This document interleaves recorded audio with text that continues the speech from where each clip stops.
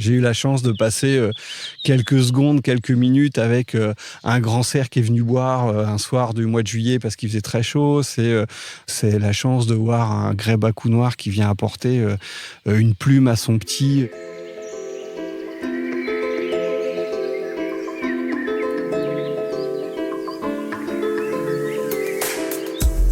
Pierre, Feuille, Sologne. Carnet de voyage au pays des étangs.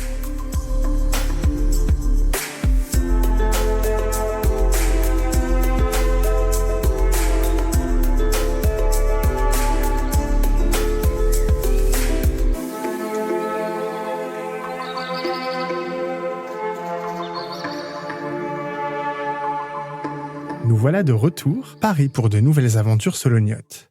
Quelques semaines plus tôt, alors qu'on préparait notre prochaine virée, une toute petite plume d'un bleu intense s'est échappée du carnet de voyage de mon grand-père. Ça nous a donné envie d'en savoir plus sur son propriétaire et puis, tant qu'à faire, de découvrir tous les oiseaux présents en Sologne. Le soleil n'est même pas encore tout à fait levé que nous voilà déjà au bord d'un étang en compagnie d'Alexandre. Ça va vous ? Ça va et toi ? C'est pas trop tôt, ça va ? Non, ça Bon. va. Alexandre est éducateur à l'environnement et comme Sarah dans le premier épisode, il travaille pour l'association Sologne Nature Environnement. Là, on va approcher de l'étang.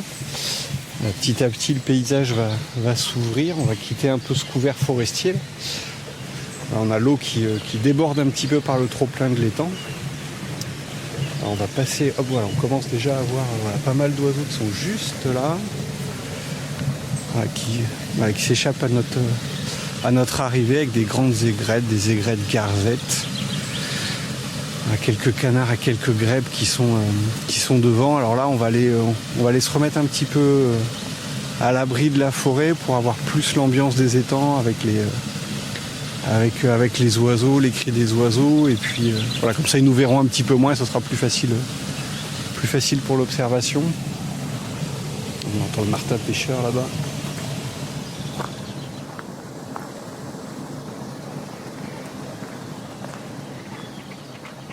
Alors là, tu entends un autre oiseau, le petit kikik, là, qui se rapproche un petit peu de nous. En fait, c'est un jeune grèbe huppé. Le grèbe huppé, c'est l'oiseau qu'on voit devant là. C'est un oiseau qui est très fréquent sur les étangs. Ça fait partie un peu comme le héron des oiseaux qu'on va facilement croiser. Et là, en fait, il y a le petit qu'on entend là qui pousse des petits cris aigus et qui est en train de signifier à ses parents que c'est le matin. Et dans son rituel, il y a le petit déjeuner et qu'il aurait bien faim quand même. Donc là, il avance, il suit l'adulte en espérant que l'adulte le nourrisse. Alors qu'en fait, l'adulte, lui, ce qu'il veut, c'est montrer aux jeunes que maintenant, il va falloir se débrouiller. Donc, il lui montre un peu comment pêcher.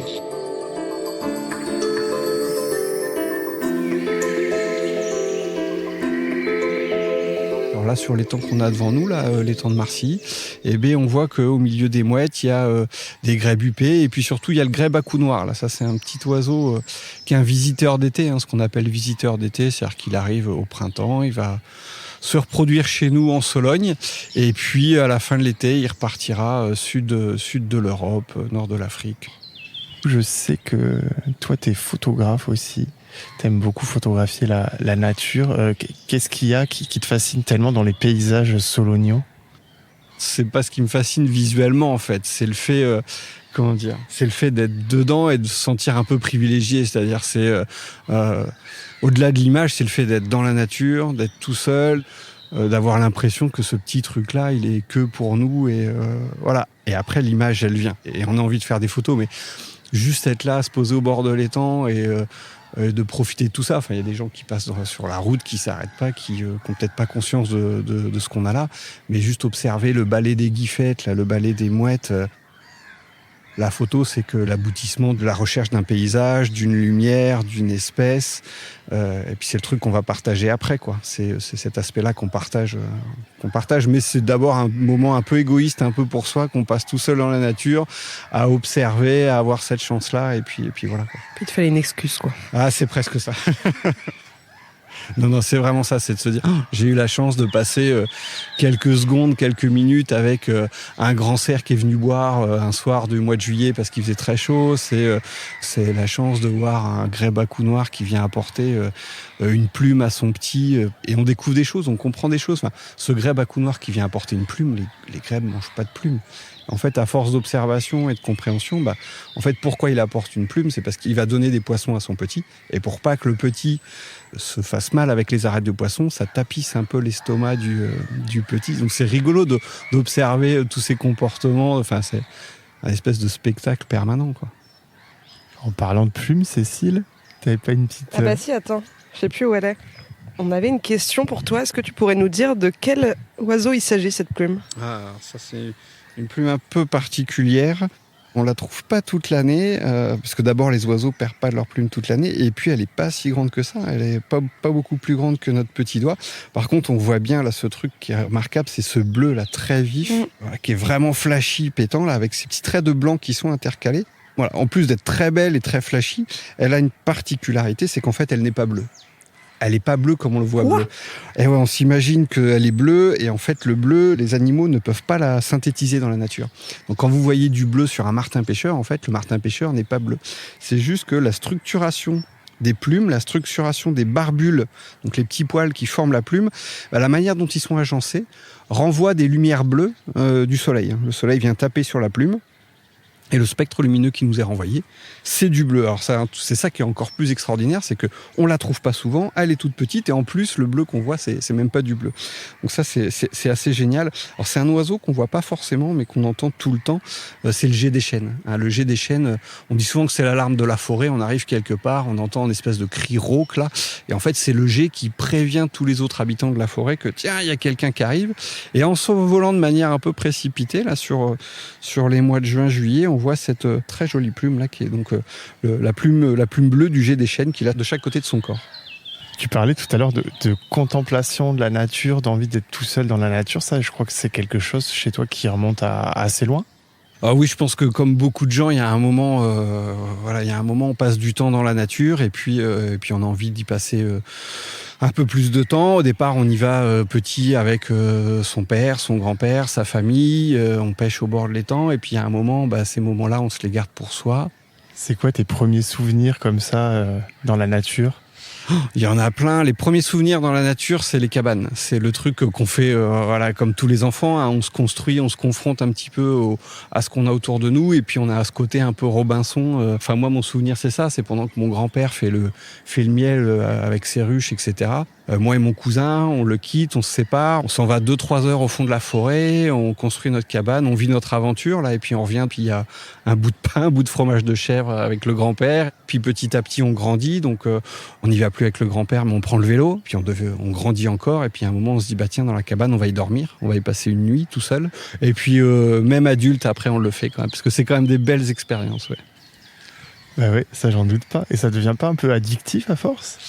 Ah si, c'est addictif, bien sûr. Ah oui, ça, moi je peux pas, et je pense que je suis pas le seul, mais je peux pas me passer de ça, je peux pas me passer d'une saison au bord des étangs, contempler tous ces oiseaux, d'être au bord de l'eau, d'observer le martin-pêcheur, de chercher une trace de castor, une trace de loutre, une trace de cerf, d'arriver au bras, mais de profiter de ce moment-là. C'est vrai que c'est toujours des moments, je trouve... ça fait plusieurs fois, moi, que je vais regarder les oiseaux au petit matin. J'adore ça. Je trouve que c'est un peu suspendu. Ouais, on est un peu entre deux mondes, quoi. Oui, on sait jamais... on sait jamais combien de temps ça va durer. On sait plus l'heure. On sait pas ce qui se passe. On sait pas ce qui se passe autour de nous. En tout cas, on a l'impression qu'effectivement, le monde s'est un peu arrêté. Il y a que le balai des oiseaux, là, où on a toujours un truc à regarder, et puis en fait on sait pas, il y a des jours on sait pas s'il est 6h du matin ou 8h le soir, parce que on a des lumières un peu particulières, et puis qu'on se laisse porter par ce qu'on voit, quoi, tout simplement.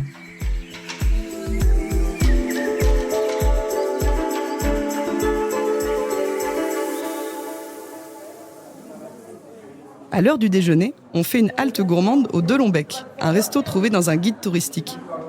Au menu, fricassé de volaille au citron confit et couscous sologno. En dessert, on part sur une pavlova à la pistache et une mousse aux fruits rouges. C'était trop bon. Derrière le comptoir, on repère Hélène, la propriétaire des lieux. D'après nos recherches, c'est une amoureuse des produits du terroir sologno reconvertie dans la gastronomie. Profitant de la fin de service, je me lance. Madame, je vais venir vous régler, s'il vous plaît. Oui, tout s'est bien passé pour vous ? Ouais, c'était nickel. Bon. Est-ce que vous avez quelques minutes pour qu'on vous pose quelques questions ? Ah bah avec plaisir. On peut aller dans l'arrière-salle là-bas ? Oui, il y aura moins de bruit. Allez, on y va. Je vous suis. C'est une cuisine qui est très simple et qui a beaucoup de saveurs, je trouve. Enfin, je sais pas si c'est ça qui vous définit. Oui, je pense qu'on fait une cuisine simple, mais avec quand même une recherche de goût, quoi. Il faut que ça pepse un peu quand même, hein. Concrètement à la carte, que ce soit en entrée ou en plat, vous allez toujours avoir un plat qui va avoir une tendance asiatique. Ça, c'est assez classique, que ce soit avec le gingembre, avec le soja, avec le tamarin. Donc, il y aura toujours une petite touche comme ça asiatique. Ensuite, on va pouvoir faire sinon des grands classiques qu'on aime bien, comme une blanquette de veau, mais qui va être avec des très bons légumes, un veau qu'on aura essayé de sourcer. De plus en plus, on force, comme je le dis, sur le gibier. Parce que pour moi c'est une source d'avenir, hein. C'est une viande qui est naturellement élevée, qui est naturellement chassée, et je vois pas pourquoi on la consommerait pas. Je suis assez militante sur le sujet, bien que je ne chasse pas. J'ai chassé, mais je chasse plus du tout. Mais par contre, la justification de la chasse pour moi c'est le gibier. Dernière petite chose, je vois aussi derrière vous un article qui titre l'authenticité retrouvée. Est-ce que vous êtes d'accord avec ces qualificatifs? Ça veut dire quoi? Oui, l'authenticité retrouvée, c'est peut-être parce que c'est vrai que ce soit ici ou à Cerdon, de Bécasse ou de Lombec, naturellement, on évite un petit peu les chichis, hein. Ça veut dire que on n'a pas la prétention d'avoir des nappes blanches, un service extrêmement précis. On a plus l'envie que les gens passent un très bon moment à table sans avoir à faire attention. Nous, on aime bien quand il y a du bruit, on aime bien quand il y a de la musique, une ambiance un peu de jazz, quand les gens parlent fort. C'est une ambiance plutôt brasserie, je dirais. Donc, c'est peut-être pour ça que le magazine Sologne a titré l'authenticité retrouvée. Voilà, tout en ayant une cuisine de qualité qu'on pourrait qualifier de raffinée, mais pas de grande gastronomie. Voilà, on se situe un petit peu dans une tendance de simplicité, mais de qualité. Sans fioriture. Voilà, sans fioriture, ça c'est sûr. Tout ce que vous avez dans l'assiette se mange. Voilà. Et vous disiez un bon moment. En tout cas, nous, on a passé un très bon moment. Un excellent moment. Eh ben merci, c'est gentil. Merci à vous de nous avoir accordé un petit peu de temps. Avec plaisir. Et puis à très bientôt à la Motte Beuvron. Ok, bah vous êtes bienvenus, hein. Pour la dernière activité du week-end, exit la nature et les considérations terrestres. On lève les yeux vers le ciel, beaucoup plus haut que la cime des arbres. Pour ça, direction Nançay, au pôle des étoiles. Il est accolé à un observatoire et au 4e plus grand radiotélescope au monde. Là-bas, on doit y retrouver Charbel, le directeur du pôle. On est à 363 104 km de la Lune. Ah, mais on y est presque. Ah non, itinéraire bis, 405 696. Soleil, 149 597 887. J'arrive à aller. Du soleil, hein. Non. De toute façon, la Sologne, c'est proche de tout. Notre visite démarre par un passage au planétarium. On s'installe confortablement dans des fauteuils inclinés.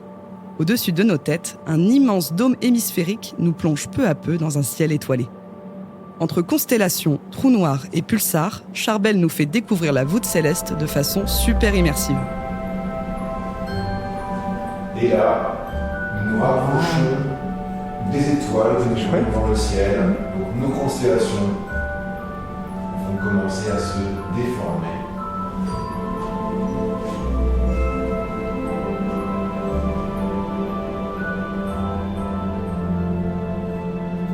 Avant d'aller au pied du fameux radiotélescope, on révise les bases.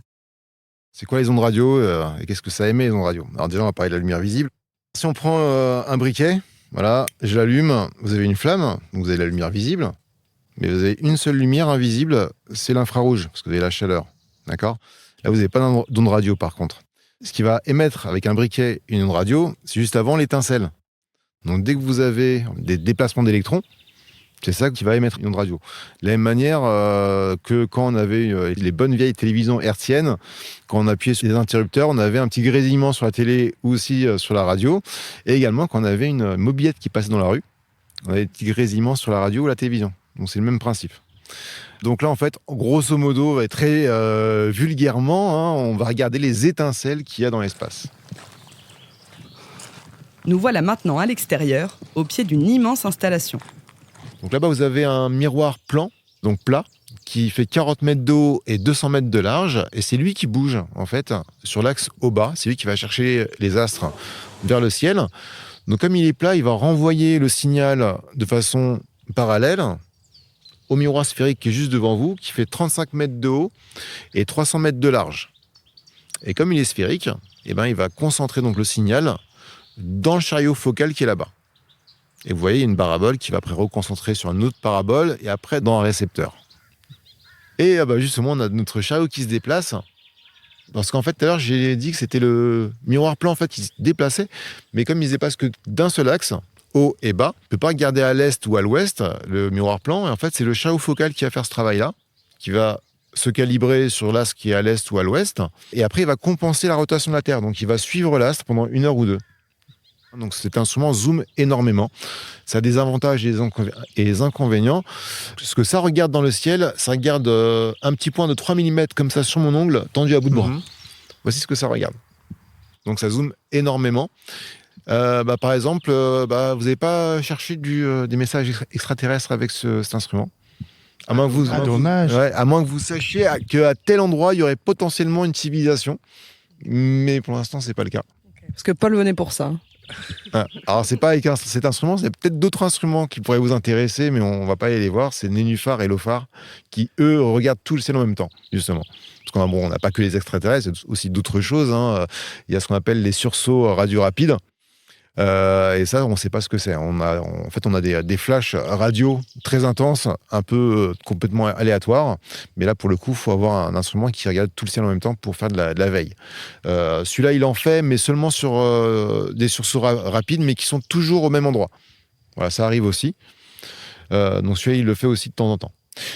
Alors l'avantage, justement, donc ça a été fait justement, pour que ça zoome, justement pour regarder les galaxies lointaines. Alors, pourquoi les galaxies lointaines ? Parce que tout à l'heure, je vous ai montré les galaxies relativement proches, qui sont quand même à 50 millions d'années-lumière. Là, c'est pour aller vraiment beaucoup plus loin. Donc, vraiment des points, en fait, dans le ciel.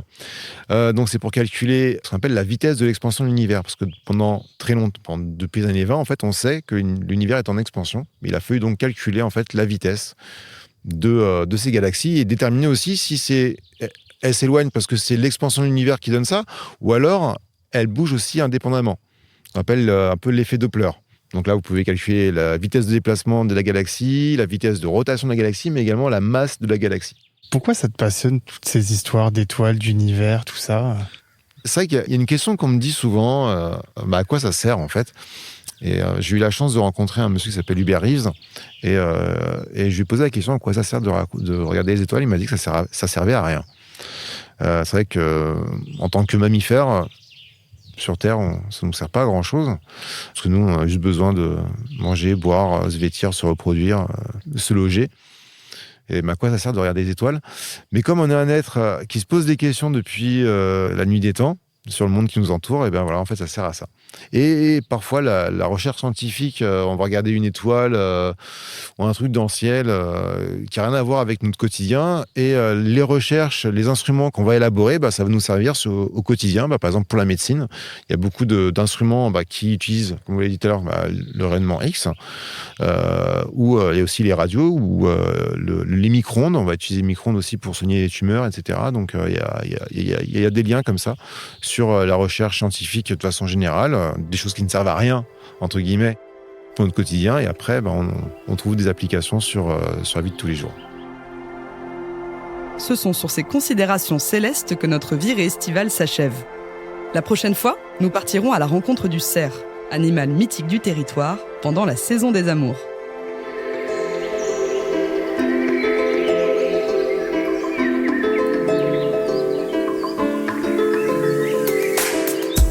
Pierre, Feuille, Sologne.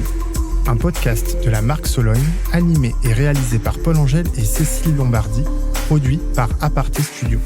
La musique a été composée par Thibaut Focard et l'épisode mixé par Bastien Nicolaï. Retrouvez nos bonnes adresses et plus d'infos sur nos invités dans la description de cet épisode. Et pour prolonger le voyage, rendez-vous sur notre site sologne-tourisme.fr.